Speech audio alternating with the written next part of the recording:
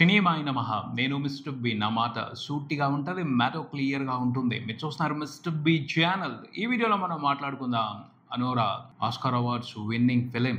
మాట్లాడుకుందాం ఈ సినిమా గురించి. 2025 ఆస్కార్స్ వేడుకలో నొసలు చిట్లించి shocking, surprising expressions movie lovers ఎక్కువ మంది ఇచ్చేలాగా చేసిన సినిమా అనోరా.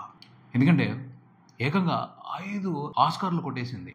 అవి కూడా టాప్ కేటగిరీ అవార్డులు. ఒక చిన్న సినిమా, $6 million బడ్జెట్ అంతే సినిమాకి. అంత చిన్న సినిమా ఇంత పెద్ద రేంజ్ లో అవార్డులు కొల్లగొట్టడం అనేది సర్ప్రైజింగ్ మ్యాటరే కదా. Best film, best actress, best director, best original screenplay, best editing, ఈ 5 కొట్టేసింది. ఆ 5లో కూడా 4 సినిమా డైరెక్టర్ తీసుకున్నాడు. Sean Baker. బెస్ట్ ఫిల్మ్కి ఆయనే అవార్డు అందుకున్నాడు, బెస్ట్ డైరెక్టర్కి ఆయనే అవార్డు అందుకున్నాడు, బెస్ట్ ఒరిజినల్ స్క్రీన్ ప్లేకి ఆయనే అవార్డు అందుకున్నాడు, బెస్ట్ ఎడిటింగ్కి ఆయనే అవార్డు అందుకున్నాడు. ఆస్కార్ వేడుకలో ఒకే పర్సన్ 4 ఆస్కార్లు తీసుకోవడం అనేది హిస్టరీలో ఇదే ఫస్ట్ టైం అట. రికార్డు క్రియేట్ చేశాడు ఆ డైరెక్టర్. మరి ఇన్ని సంచలనాలు చేసిన తర్వాత ఈ సినిమా ఏంటి, ఈ సినిమాలో ఉన్న విశేషం ఏమిటి, ఎందుకు ఆస్కార్స్ వచ్చాయి అనే దానికి సంబంధించి ప్రతి ఒక్కరికి ఆరా వస్తుంది కదా. దాని గురించి తెలుసుకుందాం. వెంటనే చూసేద్దాం అంటే అమెజాన్ వాళ్ళేమో రెంట్లో పెట్టారు. ముందర కాళ్ళకు బంధం, వెంటనే చూసేయలేము. సో అసలు ఏంటి ఈ సినిమా అని బయట మాట్లాడుకుంటున్న వివరాలు చూస్తే, విశ్లేషణలు చూస్తే తేలింది ఏమిటి అంటే, ఈ సినిమా ఒక వేశ్య కథ. ఓ వేశ్య ఓ డబ్బున్న అబ్బాయిని అనుకోకుండా పెళ్లి చేసుకుంది. ఆ తర్వాత ఎలాంటి పరిణామాలు చోటు చేసుకున్నాయి. జనరల్ గా అవార్డులు ఎలాంటి సినిమాలకు వస్తాయి? హాఫ్ బిట్ ఫిల్మ్స్ కి వస్తాయి, స్లో పేస్ ఉన్న సినిమాలకు వస్తాయి, డాక్యుమెంటరీ తరహాలో సాగే సినిమాలకు వస్తాయి. అలాంటి సినిమానేమో ఇది కూడా అని అనుకోవడం జరిగింది. అలాగే వచ్చి ఉంటది అని అనుకోవడం జరిగింది.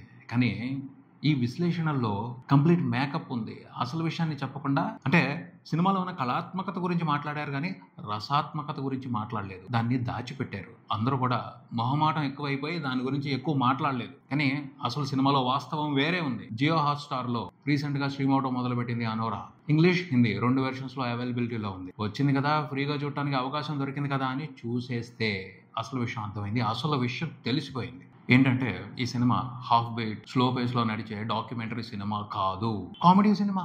అదో సర్ప్రైజ్, అదో షాక్. అసలు ఈ సినిమాకి సంబంధించి 3 రకాలైన ఎంటర్టైన్మెంట్స్ ఉన్నాయి ఈ సినిమాలో. 1 కామెడీ, 2 మెసేజ్ గురించి తర్వాత మాట్లాడుకుందాం. 3 ఎంటర్టైన్మెంట్ ఏమిటి అంటే బిట్లు అంటే తెలుసు కదా, ఏ రేటెడ్ ఫిలిం ఇది. అర్థమయ్యే వాళ్ళకి అర్థం అవుద్ది. అయితే కొంచెం క్లియర్గా మాట్లాడుకుందాం. న్యూడిటీ ఉంది, శృంగారం ఉంది, శృంగార సన్నివేశాలు ఉన్నాయి. అలాంటి సన్నివేశాలు ఉంటే వాటిని బిట్లు అని పిలుచుకుంటారు లోకల్ మాస్ ఆడియన్స్. అలాంటి శృంగార సన్నివేశాలు ఉన్నాయంటే ఆ సినిమాని సెక్స్ ఫిల్మ్ అనే అంటారు.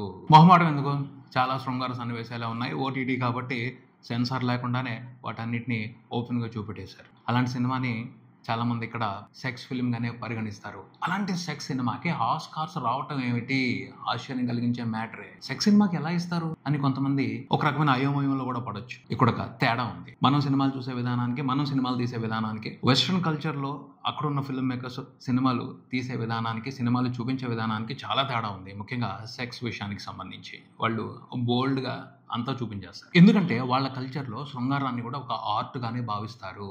శృంగార సన్నివేశాలని కూడా నటనగానే గౌరవిస్తారు. అంతే తప్పించి అందులో వేరే అర్థాలు చూసుకోరు. అంటే చూసుకునే వాళ్ళు చూసుకుంటారు, అది కమర్షియల్గా ఉపయోగపడుతుంది, కమర్షియల్గా సినిమాకి క్యాష్ చేసుకోవడానికి హెల్ప్ అవుతుంది. బట్ అదే కాదు, అంతకు మించి ఉంటుంది. శృంగార సన్నివేశాలని చిత్రీకరించడానికి సంబంధించి డైరెక్టర్స్, శృంగార సన్నివేశాల్లో యాక్ట్ చేయడానికి సంబంధించి ఆర్టిస్టులు దాన్ని గౌరవంగానే భావిస్తారు, నటనగానే చూస్తారు. అంతే తప్పించి ఎక్స్ట్రీమ్ లెవెల్కి వెళ్ళి వేరే అర్థాలు తీసుకుని నీచంగా, అసహ్యంగా భావించరు.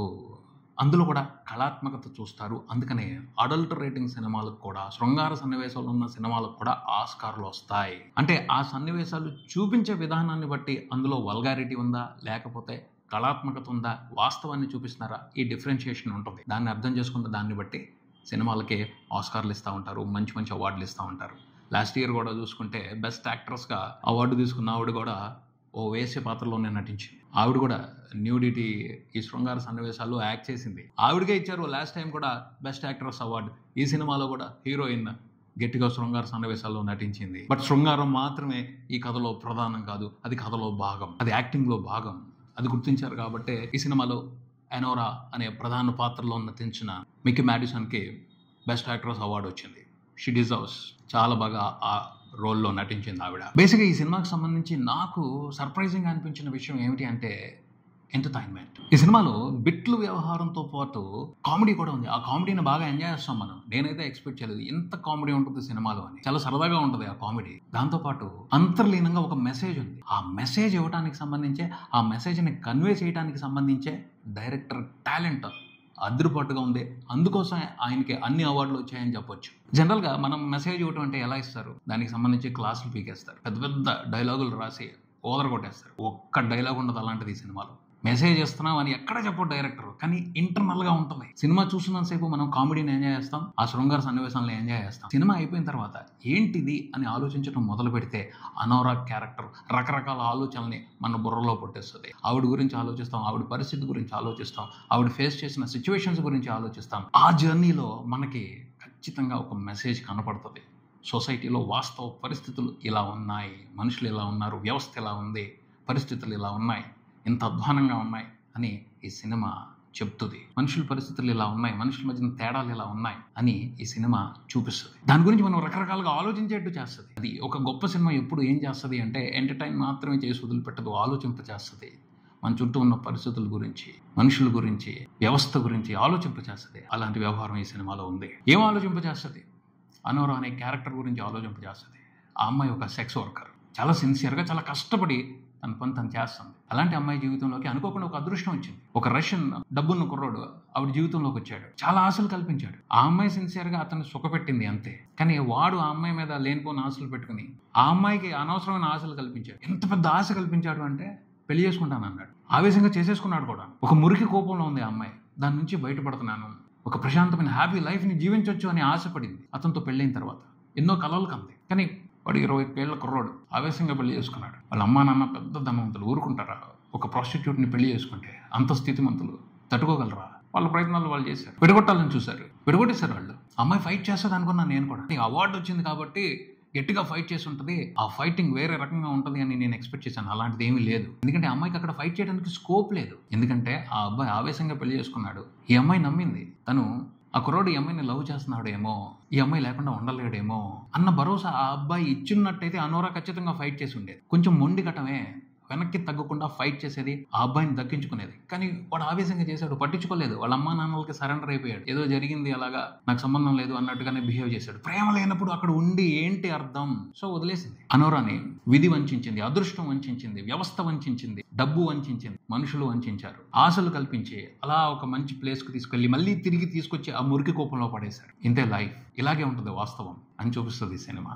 అనోరా పాత్ర జీవితంలో ఓ సందర్భంలో ఇలాంటి జర్నీ సాగింది. ఆ జర్నీ ప్రాసెస్లో ఆవిడ ఎన్ని రకాలైన అనుభూతులను తీసుకుంది, ఎన్ని రకాలైన బాధలు పడింది, చివరికి ఎలాంటి గుండె కోతను అనుభవించింది, దాన్ని చూస్తాం. ఆ జర్నీ ఇంట్రెస్టింగ్గా ఉంటుంది. మికీ మాడిసన్ చాలా బాగా పెర్ఫామ్ చేసింది. తను ఎంత గుండె కోతకి గురయిందో ఈ సినిమా లాస్ట్ సీన్లో అర్థం అవుతుంది అందరికీ. ఆ సీన్లో ఆవిడ పెర్ఫార్మెన్స్కి అందరూ ఫిదా అయిపోయారు. ఆ పెర్ఫార్మెన్స్కి ఆవిడకి ఆస్కార్ వచ్చేసింది అని అందరూ చెప్తున్నారు. ఎస్, చాలా బాగా చేసింది. ఎంతో ధైర్యంగా ఉంటుంది. అప్పటి వరకు ఆ సీన్లో తను బర్స్ట్ అవుతుంది. ఎలా బర్స్ట్ అవుతుంది అనేది ఆ సీన్ డిజైన్ కూడా చాలా ఇంట్రెస్టింగ్గా ఉంటుంది. చాలా బాగా తీశారు. సీన్ బ్యాక్ అద్భుతంగా డిజైన్ చేశారు. ఈ సినిమా చూసిన తర్వాత నాకు ఒక్కటి అర్థమైంది, గొప్ప సినిమాలు ఎలా తయారవుతాయి అంటే కథ సింపుల్గానే ఉండాలి, కథ మామూలుగానే నడిచిపోవాలి, కానీ మెసేజ్ మాత్రం ఇంటర్నల్గా స్ట్రాంగ్గా తగలాలి. అలా రాయగలిగిన వాడే గొప్ప రైటర్, అలా సినిమాని తీయగలిగిన వాడే గొప్ప డైరెక్టర్ అని అర్థమైంది. అందుకని అతనికి బెస్ట్ డైరెక్టర్, బెస్ట్ ఒరిజినల్ స్క్రీన్ ప్లేకి ఆస్కార్లు వచ్చాయని అనిపించింది. మామూలుగా సినిమాని చూపించేశాడు, కానీ అందులో చాలా డెప్త్ ఉంది. ఆలోచించిన కొద్దీ ఆలోచింపచేసే రకరకాల విషయాలు ఉన్నాయి. కానీ ఏ విషయం గురించి పర్టికులర్గా పాయింట్అవుట్ చేయడు, ఇది అని వివరణ ఇవ్వడు. తను కథని చాలా సింపుల్గా చెప్పుకుంటూ వెళ్ళిపోతాడు. మనం ఆలోచిస్తే అవన్నీ కూడా మనకు తగులుతూ ఉంటాయి. ఓ, ఇది మ్యాటర్. కళాత్మకమైన సినిమాలు, గొప్ప సినిమాలు ఈ రకంగా క్యాలిక్యులేట్ చేయాలి అని అర్థమైంది. సీన్ బ్యాగర్ నిజంగా వండర్ఫుల్ డైరెక్టర్. ఎడిటింగ్ కూడా, ఎడిటింగ్లో ఏమి స్పెషాలిటీ ఉందని నేను మళ్ళీ ఇంకొకసారి చెక్ చేసుకుని సినిమాని చూశాను. ఏంటి స్పెషాలిటీ అంటే స్టోరీ ఫ్లో. అతను తన కట్స్తో కథని నడిపించడం విధానం బ్యూటిఫుల్ ఉంది. ఓహో, ఎడిటింగ్ అంటే రకరకాల ఎఫెక్ట్లు వేసి గందరగోళం చేయడం కాదు, స్టోరీ ఫ్లోని డిసైడ్ చేయటం, స్టోరీ ఫ్లోని డిజైన్ చేయటం. అది ఎంత ఇంట్రెస్టింగ్గా డిజైన్ చేశారో అన్న దాన్ని బట్టి ఎడిటింగ్లో కూడా ప్రత్యేకత ఉంటుంది, క్వాలిటీ ఉంటుంది అని అర్థమైంది. అందుకనే ఎడిటింగ్కి సంబంధించి కూడా అతను ఆస్కార్ తీసుకున్నాడు. డైరెక్టర్, ఎడిటర్ కూడా ఈ సినిమాకి. అనోరాని పెళ్లి చేసుకున్న చిన్న కుర్రోడు, అతను కూడా భలే పెర్ఫామ్ చేశాడు. అతను కూడా ఏదో ఒక అవార్డు ఇస్తే బాగుండు అనిపించింది. అంత సిన్సియర్గా, ఇన్నోసెంట్ రిచ్ బాయ్. వాడు ఆవేశంలో చేసిన పని మూలంగా అనురాగ్కి ఆశలు కలిగాయి, ఆవిడ బాధపడింది. బట్ వాడు ఏం చేయలేడు. వాడు తన తల్లిదండ్రుల చేతుల్లో బందీ, వ్యవస్థ చేతుల్లో బందీ, దాని నుంచి బయటపడలేడు. వాడు ఆ విషయం అర్థం చేసుకుంది కాబట్టి అనూరా వాడిని వదిలిపెట్టేసింది. చాలా ఇంట్రెస్టింగ్ ఉంటాయి. ఇలా మనం ఆలోచించే కొద్దీ రకరకాల ఆలోచనలు వస్తూనే ఉంటాయి. ఎన్నో రకాలుగా మనల్ని ఈ సినిమా ఆలోచింపజేస్తుంది. కాకపోతే కాస్త పేషెన్సీగా చూసి నిదానంగా కూర్చొని ఆలోచించాలి. ఓకే, జియో హాట్‌స్టార్‌లో స్ట్రీమ్ అవుతుంది. చిన్నపిల్లలు చూడొద్దు. ఏ రేటింగ్ ఫిలిం 18 years అబోవ్ వాళ్ళు మాత్రమే చూడండి. ఖచ్చితంగా ఒక మంచి అనుభూతి ఉంటుంది. రెగ్యులర్ అవార్డ్ ఫిలిం లా ఉండదు. ఎంటర్టైన్మెంట్ ఉంది, అలాగే మెసేజ్ కూడా ఉంది. That's it. మరో వీడియోతో మళ్ళీ కలుద్దాం. ఈ వీడియో మీకు నచ్చితే లైక్ చేయండి, మీ ఫ్రెండ్స్తో షేర్ చేసుకోండి, మీ అభిప్రాయాన్ని కామెంట్ చేయండి, ఈ ఛానల్ని సబ్స్క్రైబ్ చేయండి. నేను Mister B. Keep watching Mister B channel. Thank you.